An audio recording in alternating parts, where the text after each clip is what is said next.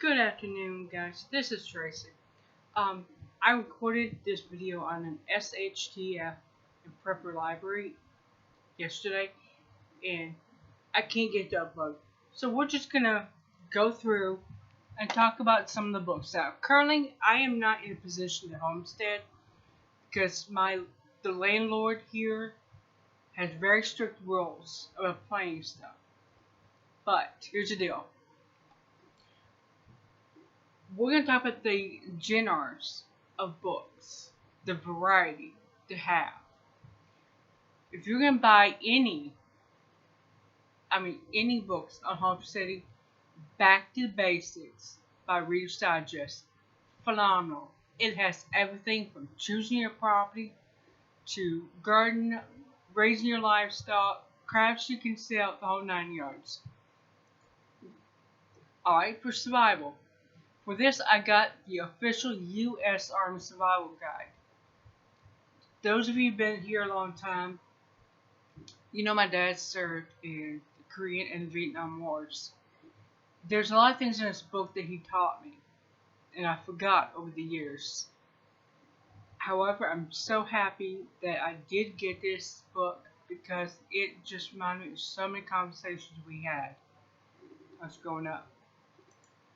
Alright, cookbooks, your regular cookbooks. You want to have a variety. Why? Because you get in a situation where you're eating beans and rice and whatever you're lucky enough to get hold of, you're going to get sick of it. So right now, while you can, get a variety of cookbooks. You can go to thrift stores. They usually have a decent variety. You can go to yard sales. You can buy them used on Amazon. Baking books. Again, food fatigue can be a problem. So having bread books on regular bread and sourdough bread be good. Now, you want an all-purpose heavyweight, the Mike Tyson of baking books. King Arthur's Baking School Cookbook is your choice. Phenomenal book.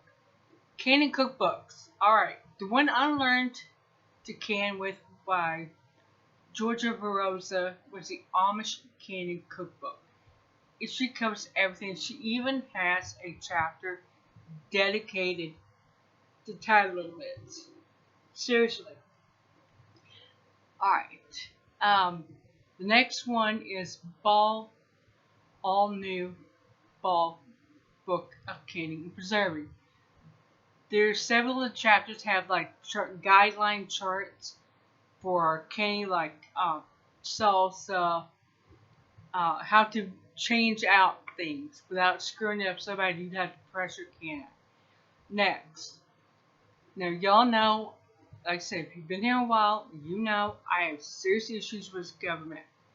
Somehow they got it right with the National Center for Home Food Preservation. They have a complete guide to home canning from the National Center for Home Preservation book.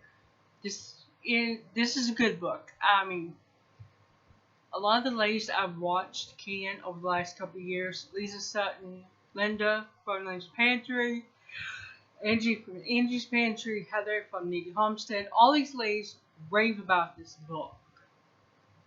So that's why I gave it a guide.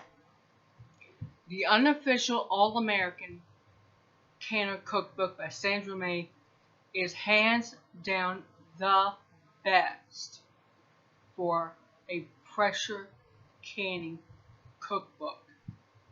Usually you get, from these ball books, you get maybe a few pressure canning recipes, but mainly water bath. This one, the All-American Canner Cookbook, just the opposite.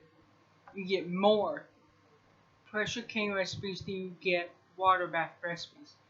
Alright. That brings me down to the big book of Preserving the Harvest, by Carol W. Constant Better. This is the Mike Tyson of books. She tells you how to use your basement stairwell as a cellar, how to build a cellar, where to pick on your property to put one. She even shows how to build, get this, a dehydrator. Hello, who doesn't need to know that? We're all going to need to know that. Now, The Ultimate Healthy Dehydrated Cookbook by Pamela Elgin is a good one. Fermenting. You need to know how to ferment.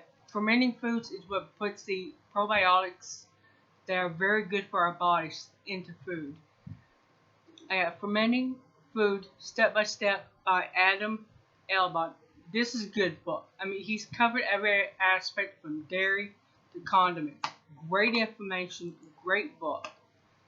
I will see you guys later, and I hope the hell I can get this uploaded today.